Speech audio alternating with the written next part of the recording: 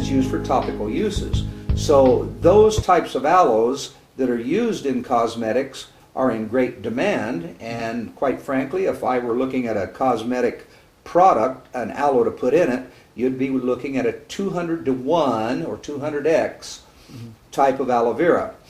Dr. Danoff, in my questions to him about which one is the more effective one to use, which one is probably going to have the best price, the 10x aloe, and that's what it's called, a 10x concentrate, is one that you don't slough off what you don't use, because that was his comment. I said, well, I've tried 20x aloes, I've tried 40x aloes. He said, well, you can do that, but it is going to be difficult to put into your body because it tastes so strong, and it is also going to be sloughed off what you don't use. And he has indicated in his research that a 10x aloe vera concentrate is one of the better aloes to use because your body can absorb that.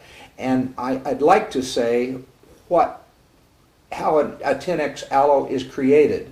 A 10x aloe is created by juicing the plant, and they put them in trays. And if it's done properly in the fabrication process, they don't heat it, because obviously you could boil aloe and get some of the water out of it. And keep in mind, it's 99.5% distilled water. So we want to capture the solids of it.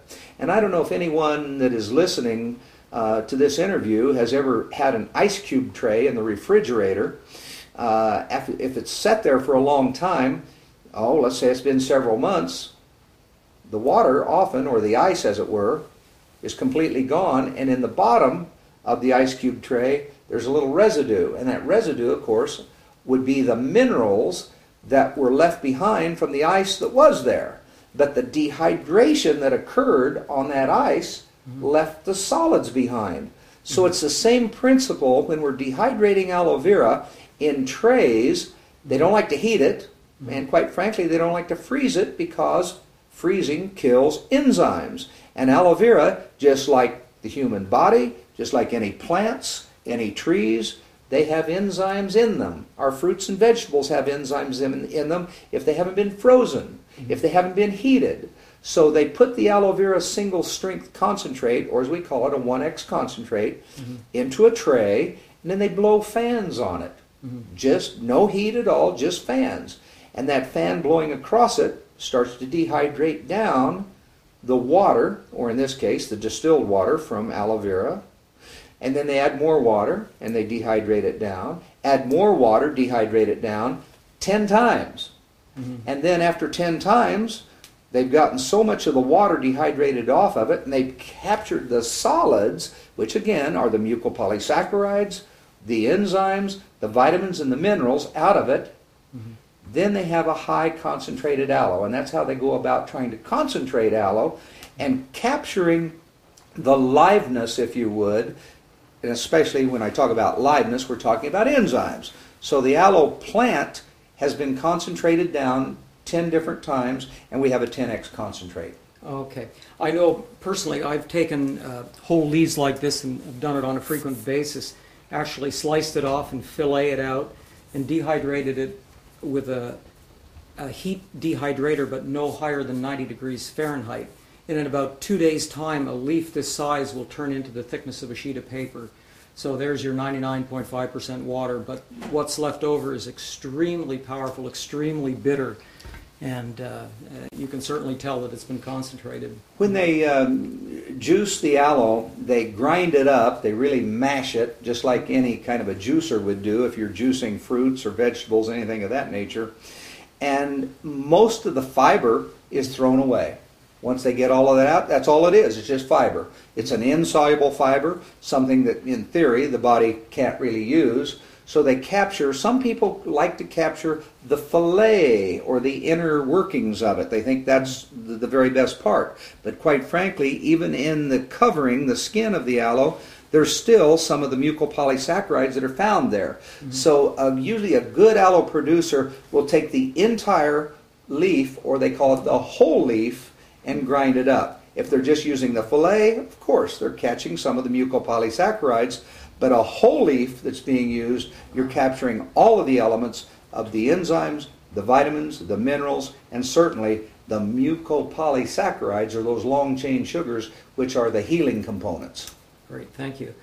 In your experience, have you seen any cancer treatments done using aloe? I've read quite a bit on the internet regarding the benefits for cancer. I know it's a subject that's kind of a hot topic right now. We've read certainly some quite outrageous claims about it, and I just kind of wanted to get your opinion as to what you thought about. I think, Peter, if I were ever diagnosed with cancer, as opposed to going through a lot of the traditional Western protocols of chemotherapy, radiation, and so on, we've known by virtue of testimonies, of a lot of the research that has been done. They've compiled the data and the statistics of the people that have used this sort of thing.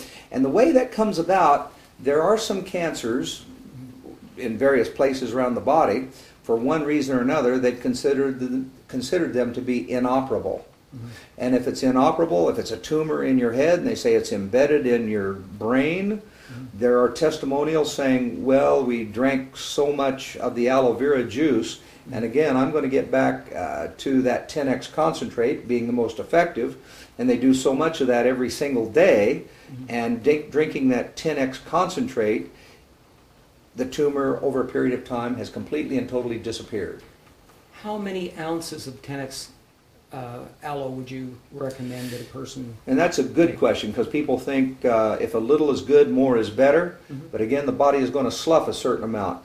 In my recommendation to people, it's usually just 1 or 2 ounces is all they need a day, because a 10x concentrate is going to, because of the fabrication process, be a little bit more expensive than some of the single strengths.